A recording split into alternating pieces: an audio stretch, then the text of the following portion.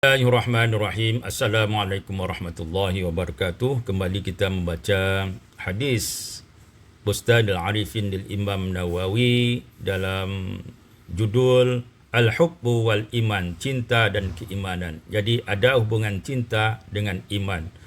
Hadis yang ketujuh, As-Sabi'. An Anas bin Malik, dari Anas ibn Malik radhiyallahu ta'ala anhu anna Nabi sallallahu alaihi wasallam qala, dari Nabi sallallahu alaihi wasallam beliau bersabda, la yu'minu ahadukum, tidak beriman atau tidak sempurna iman salah seorang kamu, hatta yuhibba li akhihi, sehingga dia mencintai bagi saudaranya ma yuhibbu li nafsi, sebagaimana dia mencintai bagi dirinya sendiri.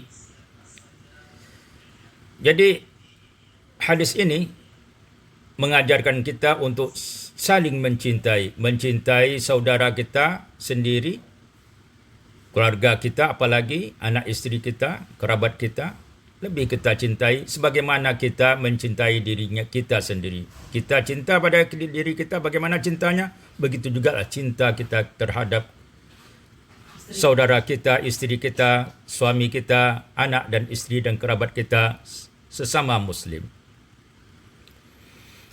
Ini yang dianjurkan oleh Rasulullah sallallahu alaihi wasallam, sehingga kalau tidak adalah rasa cinta itu maka tidak sempurna. La yu'minu ahadukum, tidak sempurna. Ini menurut para ulama, hadis ini la yu'minu berarti tidak sempurna, bukan menjadi kafir.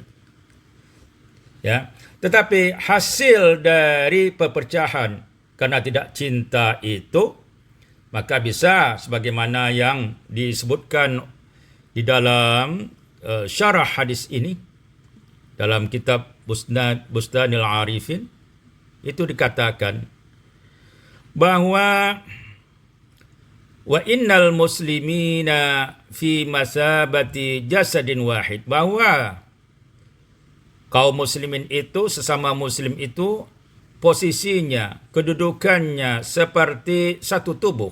Jadi satu tubuh sakit bagian tubuh tertentu, maka rasa sakit itu dirasakan seluruh tubuh, yang anggota tubuh yang lain. Fa'adamul mahabbati alamatul iftiraq, hilangnya rasa cinta sesama muslim maka tanda perpecahan. Perpecahan di dalam keluarga, perpecahan dalam masyarakat, dan perpecahan di dalam negara. Wal iftiraqu muqaddamatul mahwi wal hilak, dan perpecahan itu merupakan mukaddimah, pembuka hilangnya suatu keluarga, masyarakat dan negara.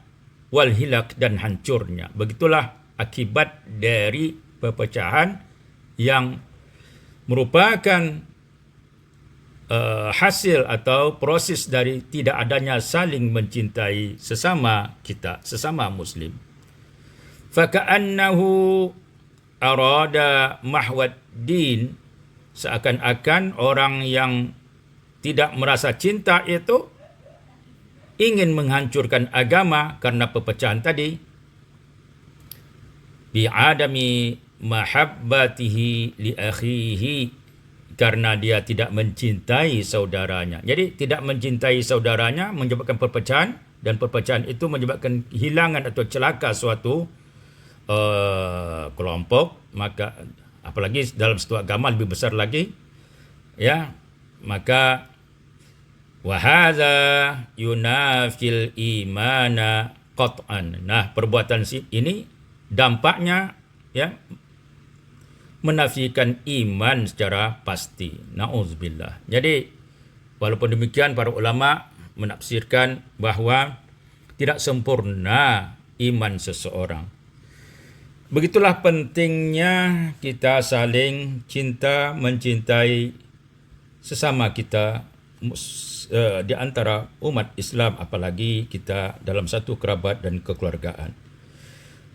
Nah, dalam suatu hadis dikatakan, hadis yang diriwayatkan Imam Muslim, yang artinya barang siapa yang ingin dijauhi dari neraka dan masuk ke dalam syurga, hendaklah ketika ia mati dalam keadaan beriman kepada Allah, dan hendaklah ia berperilaku kepada orang lain sebagaimana ia senang diperlakukan oleh orang lain. Jadi kalau kita senang diperlakukan orang lain dengan suatu kecintaan, kebajikan, maka hendaknya kita melakukan itu kepada orang lain, sehingga terjadilah saling mencintai.